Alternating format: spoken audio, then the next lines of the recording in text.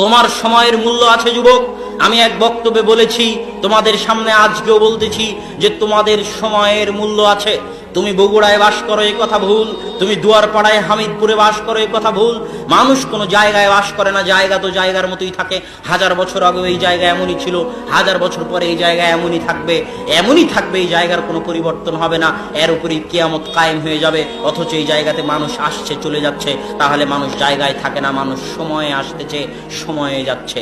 তোমার জন্ম থেকে তোমার মৃত্যু পর্যন্ত যে সময়টা, এই সময়ের মধ্যে তুমি বাস করো। তোমার জীবনের অপর নাম হচ্ছে সময়। ওয়াল আসর, সময়ের কসম, ইন্নাল ইনসানা লাফি খুসর, নিশ্চয় সব মানুষ ক্ষতির মধ্যে নিমজ্জিত। কেন? সব মানুষ সময় নষ্ট করে।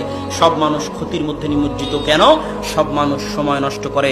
সময়ের অনেক মূল্য আছে যুবক। তোমার সময়কে তুমি যখন দাম দিবে না, তখন দুনিয়াবাসী তোমাকে দাম দিবে না।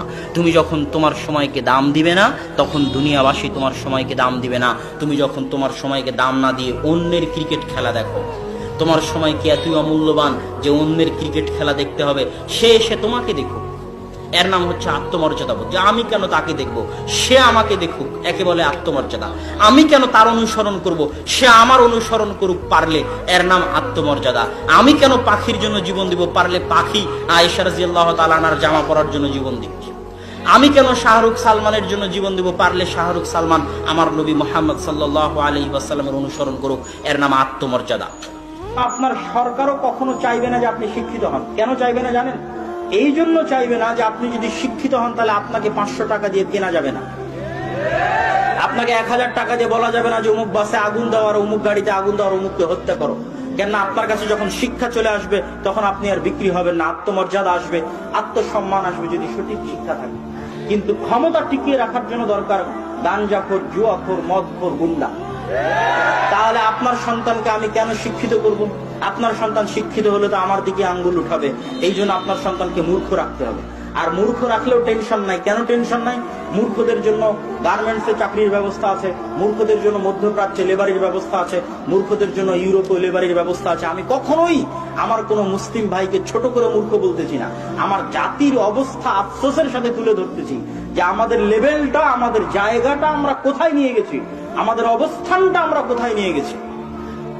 শ্রদ্ধেয় শায়েখ পাশে বসে আছে, মদিনা ইসলামী বিশ্ববিদ্যালয়ে যেহেতু তিনি পড়াশোনা করেছেন, তারও এই অভিজ্ঞতা হবে আমার মতো সেম, যে যদি মদিনা ইসলামী বিশ্ববিদ্যালয়ের ক্লাসরুমে বসে থাকি, 10-15টা দেশের নাগরিকেরা যদি বসে থাকে, আর একটা বাংলাদেশে এসে যদি মদিনা ইসলামী বিশ্ববিদ্যালয়ের রুম ঝাড়ু দেয়, মদিনা ইসলামী বিশ্ববিদ্যালয়ের টয়লেট পরিষ্কার করে, তাহলে জাতি হিসেবে আপনাকে কোথায় কল্পনা হবে? সেই অনুভূতি যেমন আমার, ওই অনুভূতি তেমন ওনারও থাকবে। এটা হচ্ছে আমাদের জাতিগত অবস্থান, সম্মান, মর্যাদা, যে আমরা অশিক্ষিত এবং মূর্খতায় নিজেদেরকে কোথায় নিয়ে গেছি। সম্মানিত উপস্থিতি, এই জন্য আমাদের রাষ্ট্র চাইবে না, সরকারও চাইবে না যে আমরা শিক্ষিত হই। কেননা মূর্খ হলেও ইনকামের ব্যবস্থা আছে, বিদেশে লেবারি করে রেমিটেন্স পাঠাবে, সরকার চলবে। অতএব আপনাকে উদ্যোগ নিতে হবে, আপনার সন্তানকে, আপনার ভবিষ্যৎ প্রজন্মকে বাঁচানোর জন্য দিন শিক্ষা, ন্যূনতম দিন শিক্ষার ব্যবস্থা মসজিদে বাস্তবায়ন করতে হবে। এটা আমার পক্ষ থেকে আজকের বক্তব্যে উদাত্ত আহ্বান থাকবে। بالعلم بل بالأدب تنال أعلى الرتب عش حياة العلماء وقرأ صنوف الكتب ودم على تواضع